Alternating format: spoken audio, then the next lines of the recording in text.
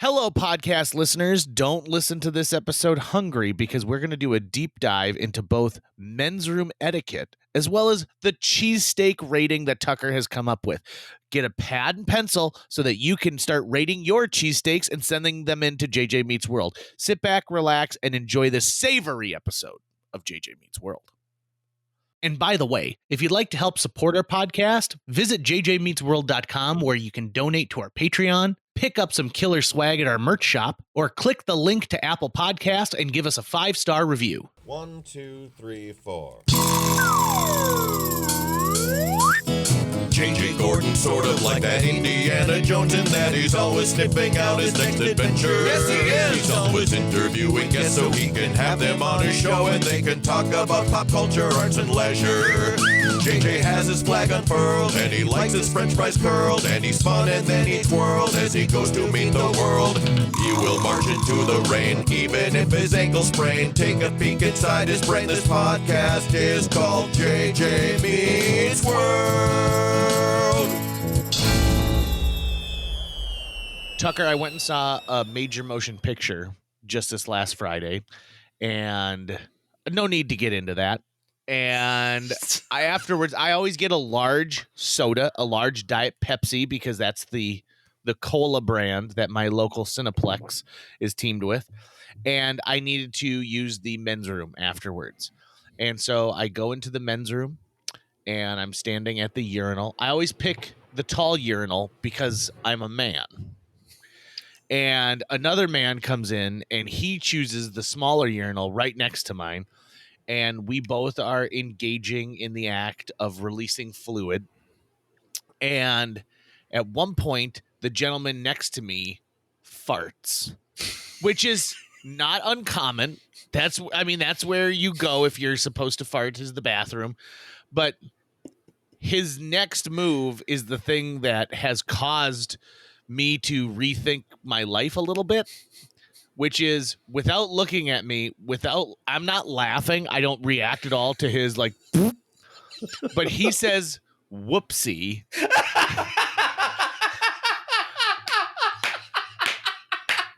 And I immediately am like, I got to get out of here. I got to get out of here. And so I leave.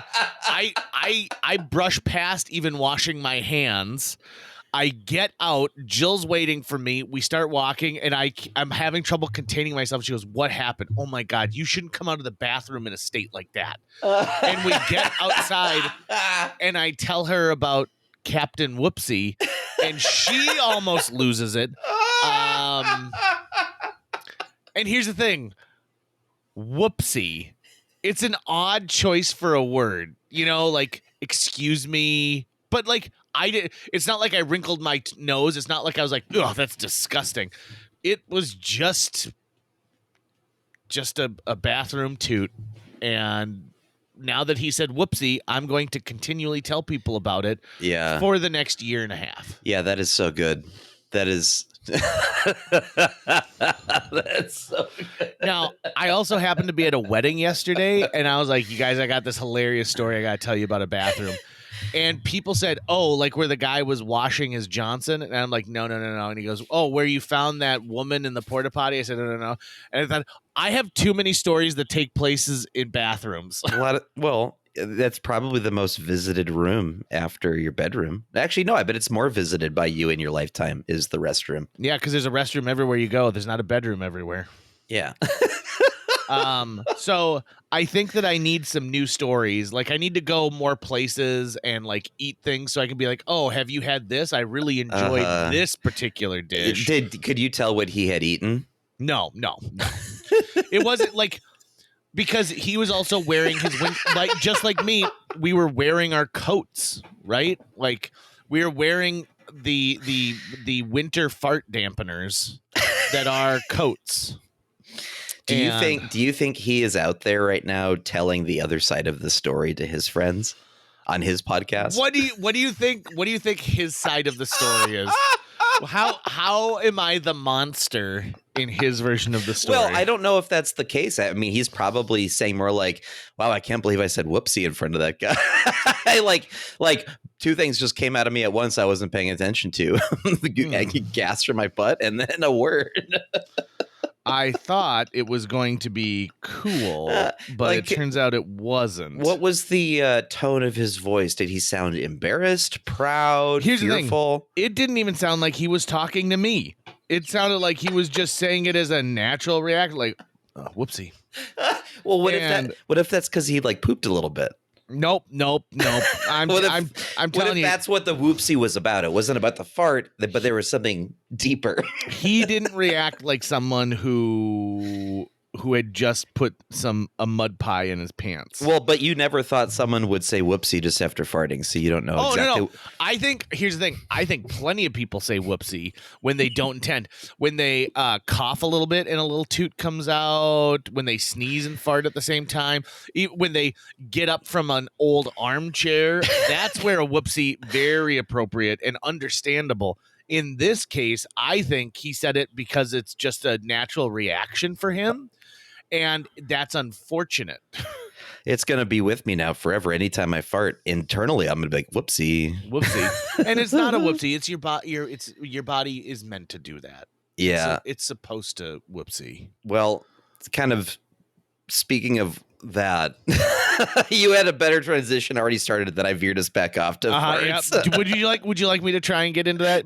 I'll just do it because after this podcast, I'm planning on eating something, and I really wish someone could make a recommendation. Pre-podcast conversation, I said, JJ, I've got a thing to jump us off with. And he goes, all right, well, I got a short story I'm going to tell really quick. And I said, make sure to transition from that to food reviews in some way. And as you heard, he already tried, but I was too in love with your story to go in that direction. So we'll just hard pivot into, I want to talk today about my Philly cheesesteak review system. The system itself. So if we are Facebook friends, if you're a listener out there and we're Facebook friends, then you saw me post a review of a Philly cheesesteak place fairly recently. We just got an opening of Taste of Philly, which is a Philly cheesesteak themed restaurant chain, actually based out of Colorado. Okay. And if you're a longtime listener to the show, you know I love a good Philly cheesesteak. If you go to Philadelphia and have one, you'll understand what I'm talking about, and you'll understand what the point of the search is and why it is. You can really be disappointed in cheesesteaks you get after that. Well, here in Fargo-Moorhead, we love our eateries. We love food trucks. We love all those things. So over the years, there's always like some, hey, this is a new cheesesteak thing. We're going to try to fill a niche that, Fargo doesn't have. And every time one happens, I go to it and I eat it and then I post a review. And I used to review cheesesteaks a lot on Facebook after I became obsessed with it because I thought, listen, this is actually, I did not realize what we were all missing out on, what I was missing out on until I had one. And I want other people to not fall into the same trap. Most of the things out there sold as Philly cheesesteaks, just they don't come close to the flavor of what it's supposed to be, what it can be. It's unrealized potential. And so I used to do a rating system that was a scale from 1 to 10.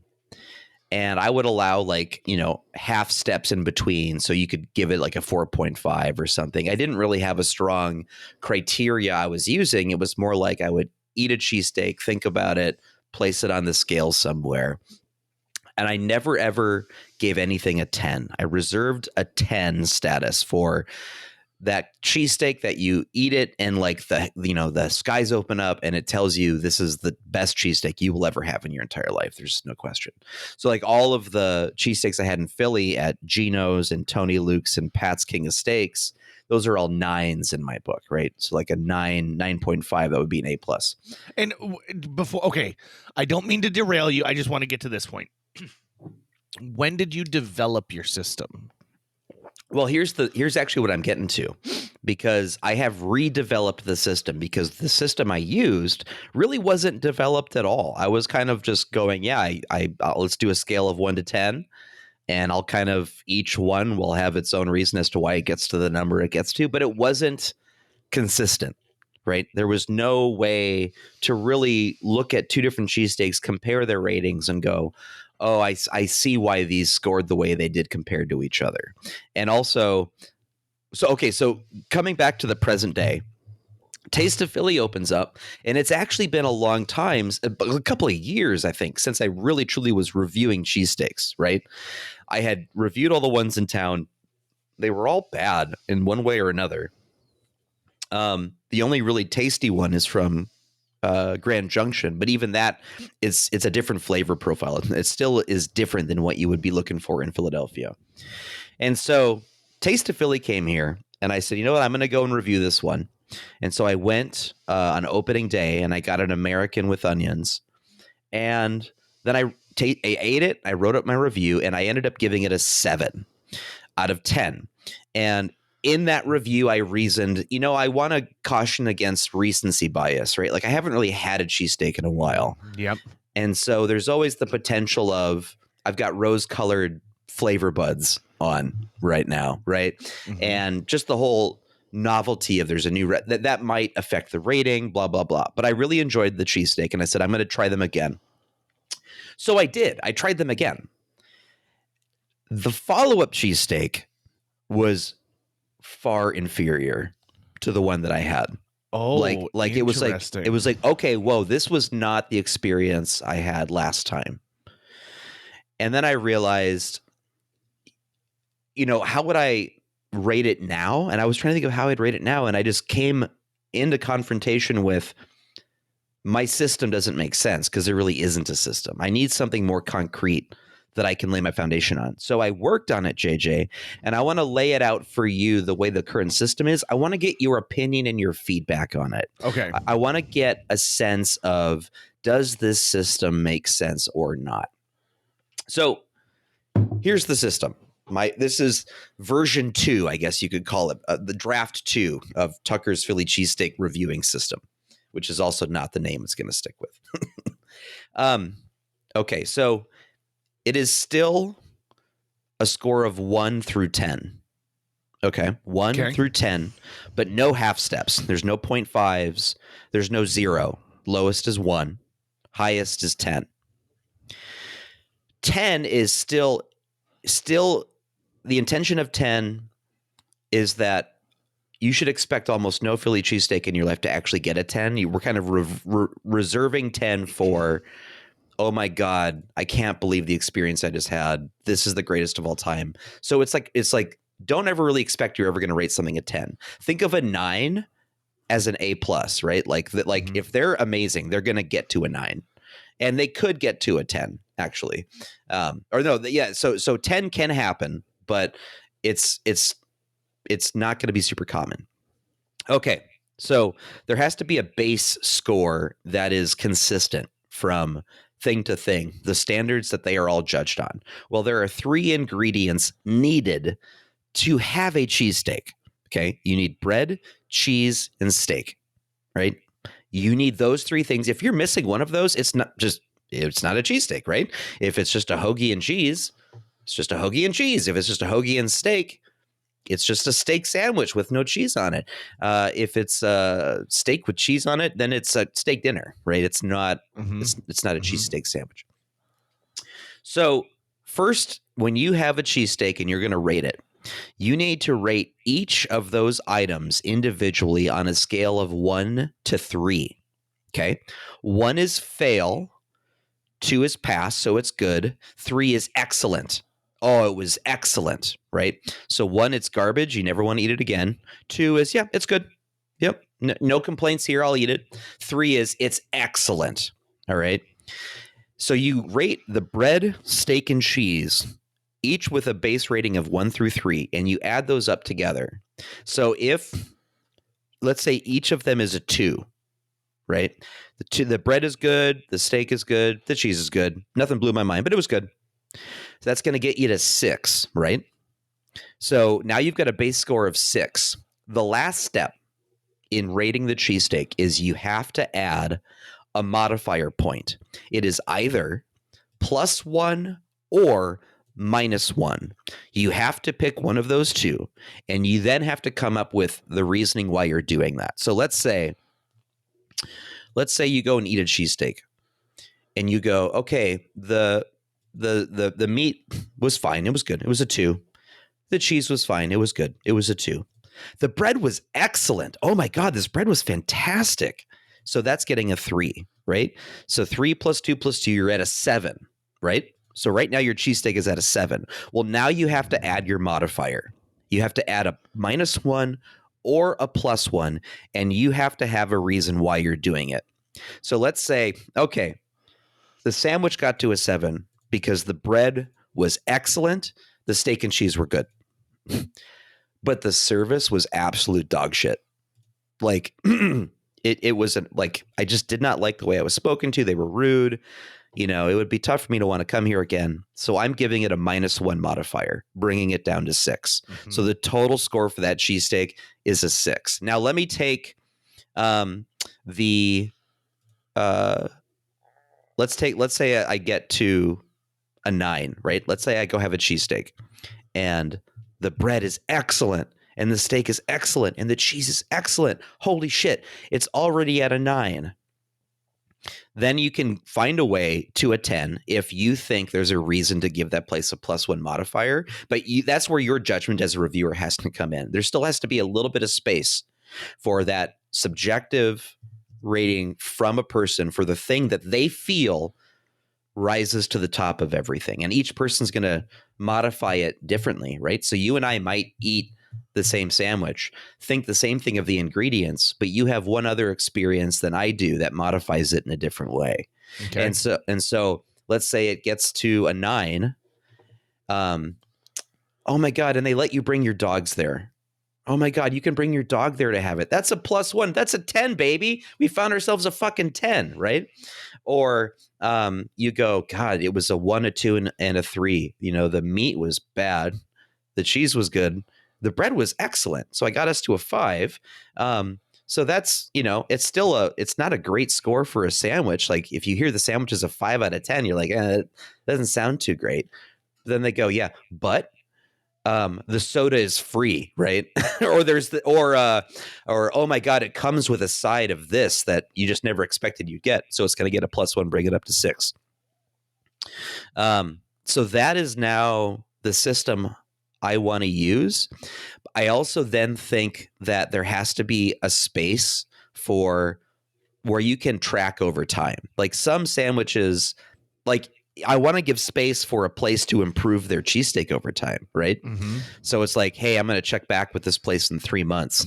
If the rating goes up, then I'm going to keep trying that place. If the rating goes down, I'm never going there again. They're not going in the right. If it's the same or trending wrong, it's not worth going there again. So Taste of Philly, if I were to try to rescore this based off of the first time I was there, I would say it got to, it should have actually probably gotten to 6. But I think I gave it a 7, probably based off of the bread at the time. But the bread is not nearly as good as I thought it was. And the second time I went, the meat was bad. So like I'm going to rate it now based on the second time I was there. The cheese was good as a 2. The meat was bad, and the bread was actually just good this time. It didn't lift it above so basically it got to a 5. And so I'm like, well, what do I give it? Well, I'm going to give it a +1 right now because because for me, it comes with a Pepsi and their service is fine. Like it's not bad or good necessarily. So that's where I'm at right now with a new version of the Philadelphia cheesesteak rating system. It's you come up with a base score based off of the bread, meat, and cheese. And then the reviewer has to decide what modifier they're giving it and why. And they have to explain why. You can't just say because. Because. It's like you come up with a reason. Like, oh my God, I can't believe that they sourced their own vegetables locally and it was delicious, right? Or my God, their kitchen looked filthy. Like I don't really trust what I was seeing there, what I was eating there. They're definitely getting a -1. So that's the system, JJ. What are your first thoughts on that? Okay, I do have thoughts. So I'm going to start with this. Number 1, I don't feel like you can allow any external elements other than the sandwich to affect the rating of the sandwich directly. Okay. Now, that being said, I think you need to give a place 2 ratings.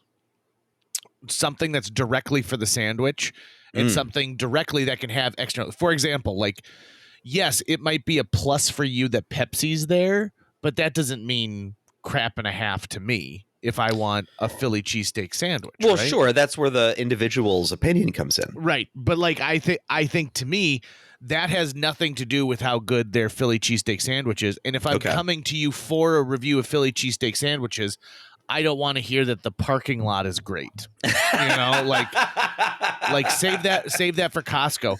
I like your sandwich rating. I will say this. And you addressed it immediately, which is, well, if you give the bread a 3, I mean, to me, the bread is the least important of the major elements of this sandwich. Which shows to me that you are not a cheesesteak expert. And you need to listen to reviewers like me. So, but here's the thing. I don't want it on King's Hawaiian bread, but I think so. When you take like a Kansas City Barbecue Society piece, they talk about stuff like this. Like, you may love the taste of barbecue sauce, right? But that shouldn't affect as high a rating as like the doneness on it. Why shouldn't it? Why shouldn't it? Because it really it is not you're not judging on the actual creation of this piece. You're judging on something that is added that they don't have quite as big a hand in, or can be manipulated in different ways. So this would be the way I would approach it. Okay. And of course, I will freely admit, I am not a connoisseur of Philly cheesesteak sandwiches in the least. In fact, I've been to, was it Pops? Is that the place? What's the place in Chicago or in Philly that everyone's? Say that one more time. There's Pat's in Philadelphia. The Pat's, big 3. That's where I went to. Pat's. Pat's is the birth of the cheesesteak. Pat's invented it. Gino's perfected it. Tony Luke's franchised it. That's what they say. Okay, so to me, what I would prefer is that you take a point away, so you can still get up to 9. Okay, so you can still do your 1 through 3, but give the meat a 1 through 4. And then give your bread a 1 or 2, and then give the cheese 1 through 3. So interesting. If you've got great bread, if the bread is great, it's 2, which is still can change this drastically. I mean, there's a big difference between a 6 and an 8. Yeah, but there's 3 states that food can be in: bad, good, or great. Right? Oh, so, I actually beg to differ on that. You think it's just 2 states? No, I think it's like 12. Well, then why are we just giving bread 2 votes or 2 points? Because it is so important, JJ, to the total flavor profile. See, I think that to me the meat is the most important part. What is it about the meat that you think should go? Maybe I'm interested in this idea. I'm interested in the idea that the meat maybe needs a bit more definition to its rating, because there's more going on there. So I could see maybe more points on the meat. The meat is the owner of the major part of the flavor of the sandwich. It is the owner of what kind of cut of meat did you use? Is this sandwich overly fatty? There is the art of actually grilling the meat to the point of where, like, gosh, was it overdone? I mean, how many times have you had a Philly cheesesteak sandwich where it's almost like you're eating ground beef? Oh yeah. Right, no, you're totally right. And so I think to me there's more in the meat than there is in the bread. And I'm not saying the bread isn't important. That's why it's still part of your equation. But I would say that the meat you should be able, because here's the thing. If you have a Philly cheesesteak sandwich where the meat is just out of this world, it's so good, it's amazing. Yeah. But the bread is like, this is just this is a baguette, and it's actually kind of soft inside, but I was hoping for a crispier outside. To me, that's not going to stop me from getting that sandwich again. What will stop me from getting that sandwich again is getting something that's tough, chewy meat that's too salty. Sure. That immediately would say, I'm never getting this sandwich again. But I can forgive bread a little bit more. I think you've made a really good point here. I think this is valuable feedback that I want to incorporate into And this again, because you're I am right. not a cheesecake professional. Well, you're definitely not a cheesecake professional. I'm not a cheesesteak professional. I might be a cheesecake professional. That'll be your next podcast, Steaks and Cakes. There you go. By the way, not even joking. just so that people don't take me too seriously, I am drinking from a 2 liter of Diet Coke, not even pouring it into a glass, just going straight from the nipple. I think there's a lot to be said about what you're saying here with the meat, because when I think back on my cheesesteaks of yesterday, it was always the meat that was the thing that people got wrong the most, like by far. And like you said, they'll either use ground chuck or just beef, just ground beef. And it's like, is this hamburger helper? Like there's none of the meat juice, which is what you need to have in there to get the full flavor. You're right. The meat juice is what unlocks the potential of the cheese and the bread. However, I cannot give a single piece of food a rating that doesn't include 1, 2, and 3, but I can go above it. So I'm wondering if okay. So hear me out. If you gave meat a 1 through 4 rating, gave your cheese 1 through 3, gave your bread 1 and 2, if the bread is toasted, if maybe it's got like a little bit of like a buttery taste on the inside, you could easily give that your +1 that you know in your system of like adding something. And so like if the bread is perfect and it goes above and beyond, there could be an easy +1. I see what you're saying. That the modifier comes from excellence in bread or excellence in cheese. Yes, excellence in cheese. Because I would say the other thing too about the cheese, in my humble opinion, is that there are modifiers with the cheese that are similar to the meat, which is why I still give it a 1 through 3. Number 1, how they spread the cheese on the sandwich. Do you eat a quarter of the sandwich without getting to the cheese period? That's a big mistake, right? Mm-hmm. How melted did the cheese get? Did you allow it to be there? And then did you go whiz wit?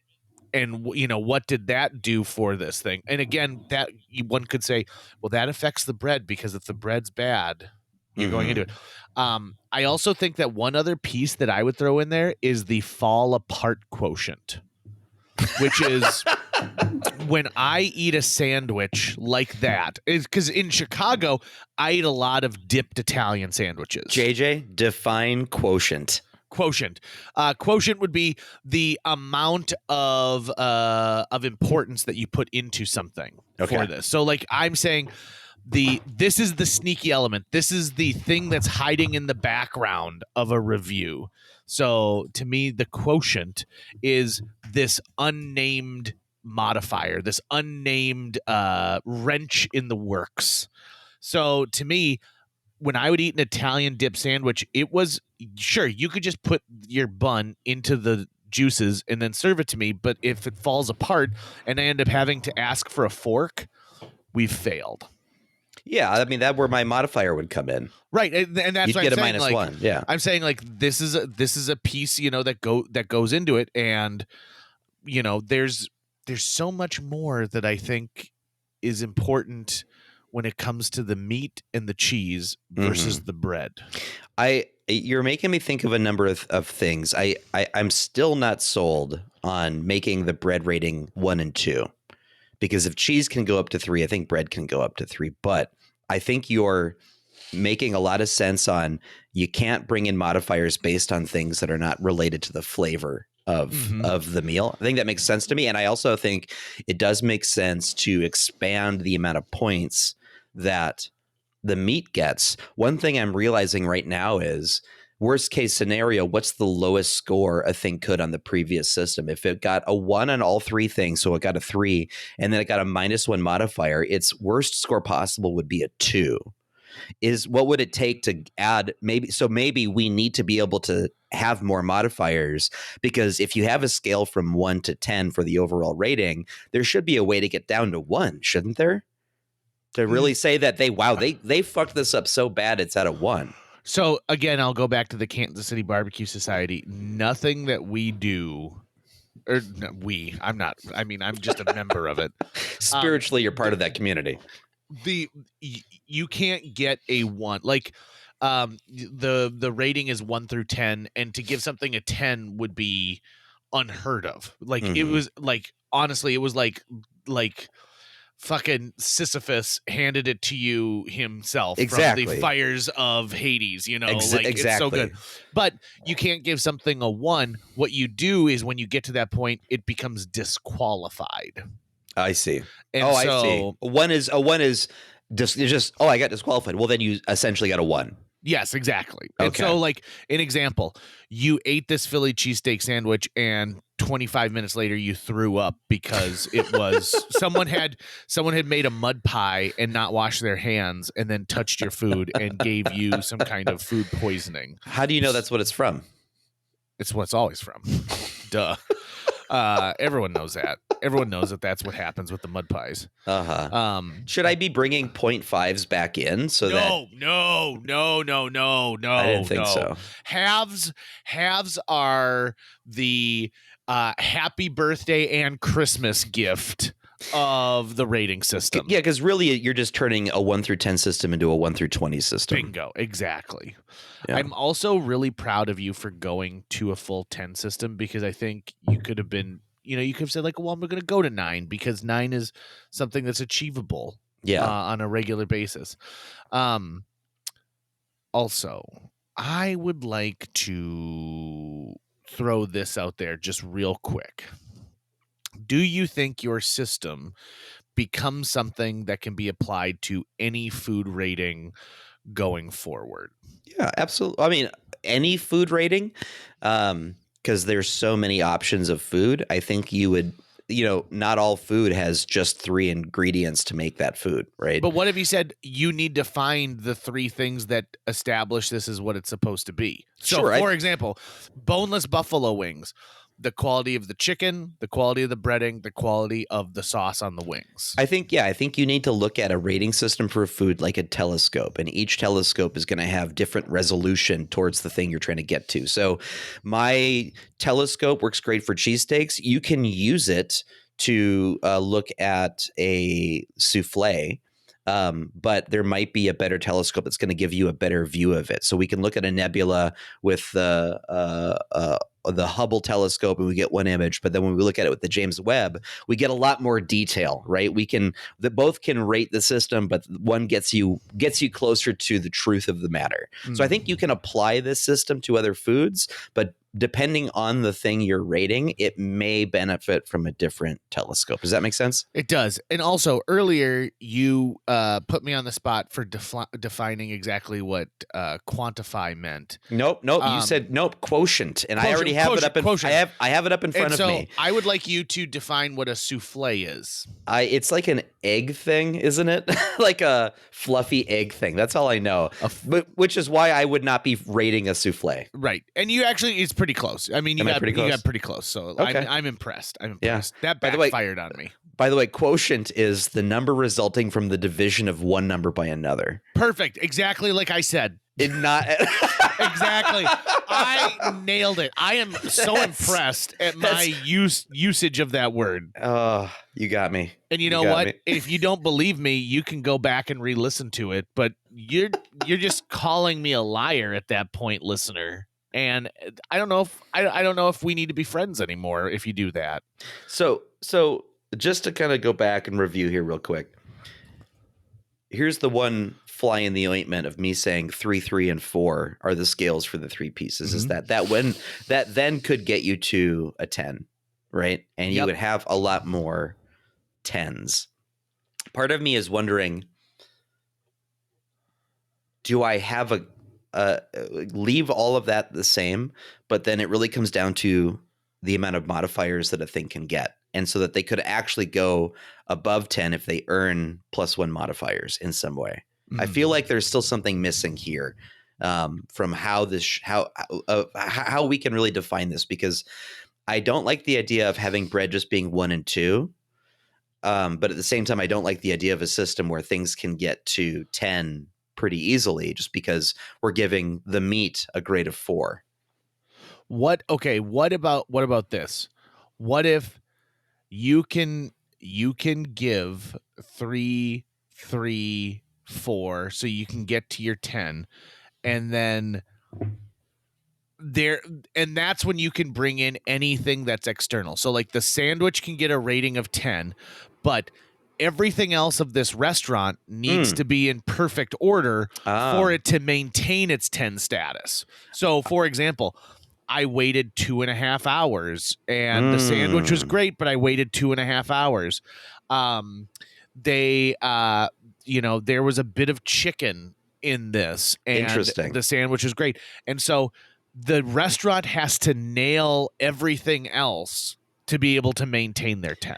I love what you're saying here. So if you hit a 10, then you have unlocked the modifier, and buyer beware on the modifier, because you're going to get, you the restaurant owner or whatever, your sandwich is going to get a +1 or a -1. And now other things are available that weren't part of the flavor. So if you get to a 10, congratulations, you've made it, but you might get knocked back down to a 9, which is still, still really good. It's still an A+. It still means that the sandwich is worth it, but it's not a perfect situation.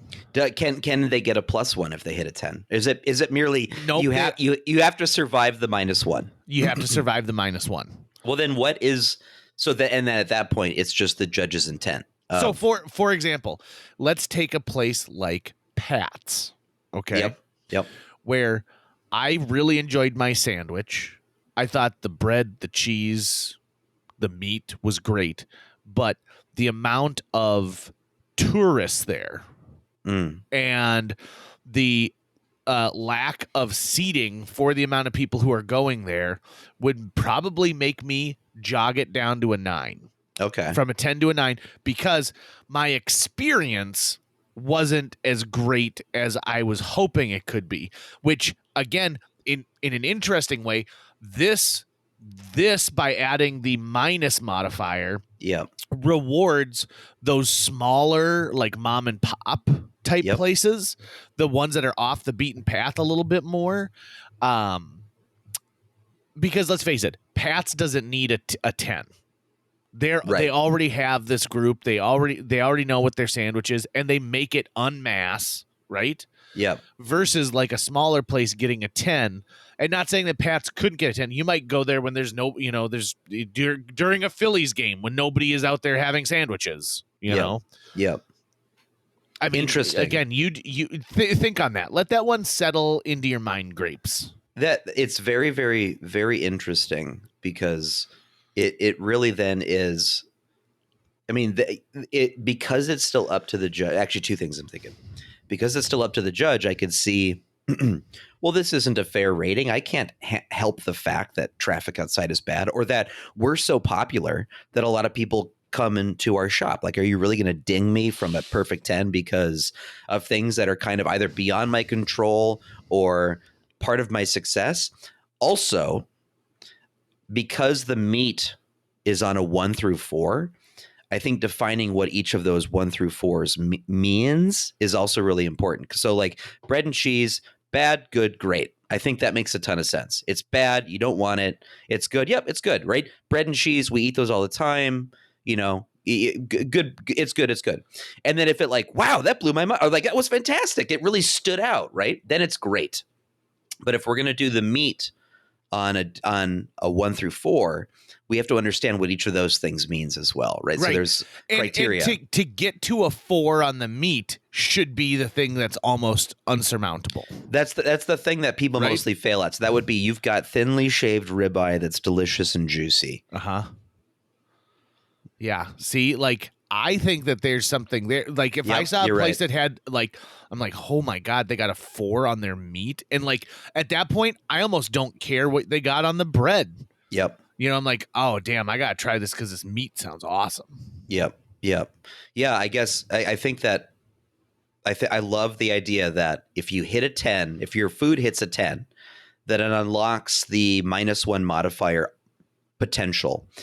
And then but I wonder then if there is some way to come up with a better, more, what am I trying to say, rigorous reason why the reviewer would then apply that -1, right? Because they have to Sure. basically decide, I'm going to punish them because of a reason, right? well, that has okay. nothing to do with the flavor. I mean, let's face it, because you are technically reviewing the restaurant as Yep. like that's what it unlocks. Is That's like, true. Are you just here for the sandwich or are you here for the restaurant? That's true. You know, Because What do the you think- experience would be the thing. If 10 is rarefied air and it's intended to be rarefied air, Mhm. then it's like, I'm not punishing you by giving you a -1. I'm letting the reader know this is a sandwich is a 9, which is an A+. As far as the food itself goes, it's a perfect score. You only get that 10 or you only get to keep your 10 if there is something else about having this cheesesteak of yours that makes this experience, above the rest. What is it about it that goes, this is not, even if there's too many tourists there, but they're there because there's this other modifier, Uh-huh. right? That like, oh my God, it comes with, or whatever, you have to come up with what that is that just makes it, a pilgrimage destination. We always go back to this place, right? The kind of reason why you would drive 9 hours to go to a place. Okay, let me give you an exact example of a 10 going to a 9 in my life. Okay. Years ago, I was going for an improv show to Corpus Christi, Texas, and previous guest Jake Harchie and I flew into Austin, spent a couple days with his mom, and then drove to Corpus Christi. And on the way, I wanted to visit Smitty's Market. This is a barbecue joint in Lockhart, Texas. It's been around since the 40s. And I had always heard, like, this is the place to go for hot links, and this is the place to go for brisket. We go. They serve it on brown butcher paper, right? So it absorbs, like, the grease on that. They give you a nice piece of cornbread with it. It is a perfect barbecue experience. But they have house-made lemonade, which is amazing, but there's no refills on it. And it came in a small styrofoam cup. Mm-hmm. And so I found myself having to buy like 3 lemonades during this meal because and so and I that was the thing that goes, listen, this place would be a 10 if they just would let me have the lemonade that I want to have, because essentially what I ordered was like a feast for 2 but ate it myself. Mm-hmm. Right? Yeah. And so I needed a palate cleanser while I'm eating this delicious barbecue. So the barbecue was amazing. It was so good. But because of that one thing, I would say I got to knock it down from a 10 to a 9. Okay.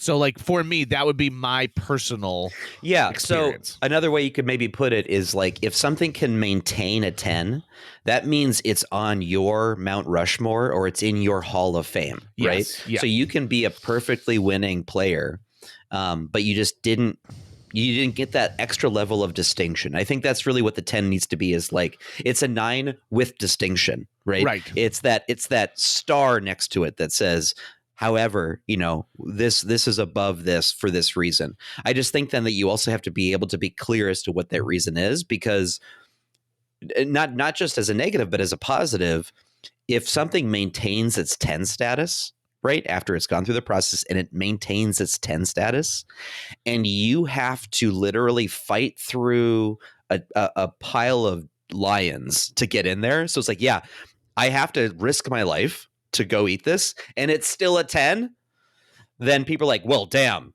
that's a 10. That's a 10 if I've ever heard one, right? Like, because there's another positive thing about it that lets it keep its 10 status. It overcomes the -1 you would think it would get, because you have to fight through a pack of lions to be able to get there, literally with your hands. Fuck yes. I love this. I love everything about this. Okay, I think we're close to having this codified. I really appreciate your feedback on this, JJ. I do what I can. It's really it's helped me a lot. And maybe Steaks and Cakes is a podcast we should start. I mean, I'd listen to it. Would you? In a heartbeat, I'd listen to that thing. I would be not only a listener, but I would also be someone who wants to be a part of it from the ground floor up.